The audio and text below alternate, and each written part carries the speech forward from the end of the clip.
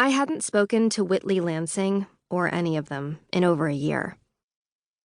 When her text arrived after my last final, it felt inevitable, like a comet tearing through the night sky, hinting of fate.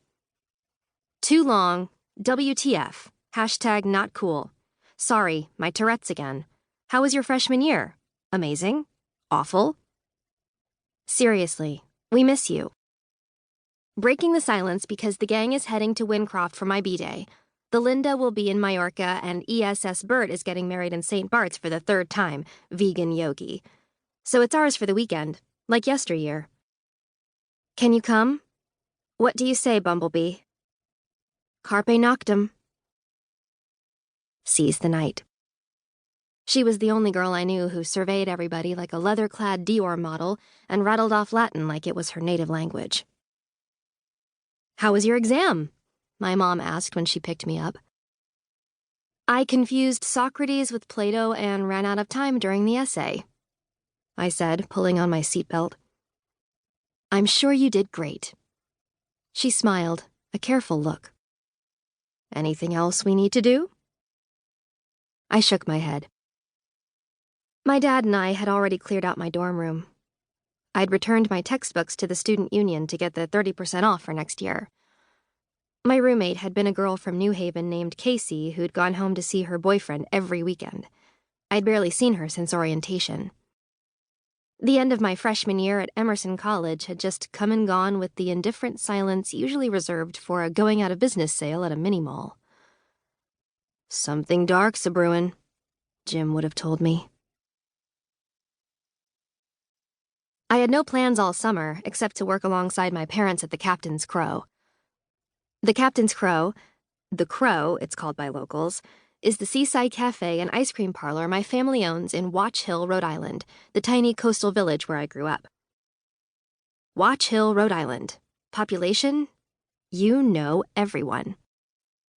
My great-grandfather, Bern Hartley, opened the parlor in 1885, when Watch Hill was little more than a craggy hamlet where whaling captains came to shake off their sea legs and hold their children for the first time before taking off again for the Atlantic's great unknowns. Bern's framed pencil portrait hangs over the entrance, revealing him to have the mad glare of some dead genius writer or a world explorer who never came home from the Arctic. The truth is, though, he could barely read, preferred familiar faces to strange ones, and dry land to the sea. All he ever did was run our little dockside restaurant his whole life and perfect the recipe for the best clam chowder in the world. All summer, I scooped ice cream for tan teenagers in flip-flops and pastel sweaters. They came and went in big skittish groups like schools of fish. I made cheeseburgers and tuna melts, coleslaw and milkshakes. I swept away sand, dusting the black and white checkered floor. I threw out napkins, ketchup packets, salt packets, over 21 wristbands, Dell's frozen lemonade cups, deep-sea fishing party boat brochures. I put lost cell phones beside the register so they could be easily found when the panic-stricken owners came barging inside. I lost my... Oh, thank you, you're the best!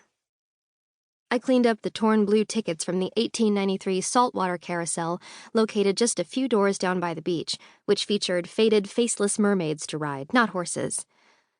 Watch Hill's greatest claim to fame was that Eleanor Roosevelt had been photographed riding a red head with a turquoise tail side saddle.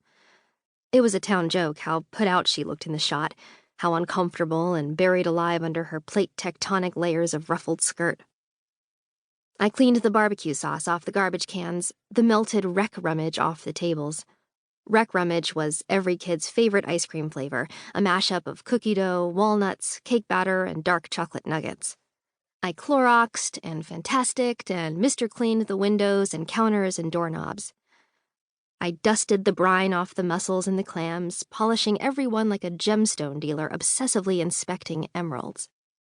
Most days I rose at 5 and went with my dad to pick out the day's seafood when the fishing boats came in, inspecting crab legs and fluke, oysters and bass, running my hands over their tapping legs and claws, barnacles and iridescent bellies.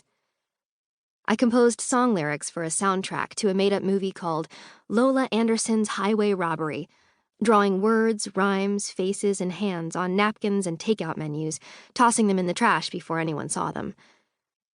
I attended grief support group for adolescents at the North Stonington Community Center. There was only one other kid in attendance, a silent boy named Turks, whose dad had died from ALS. After 2 meetings, he never returned, leaving me alone with the counselor, a jittery woman named Deb who wore pantsuits and wielded a 3-inch thick book called Grief Management for Young People.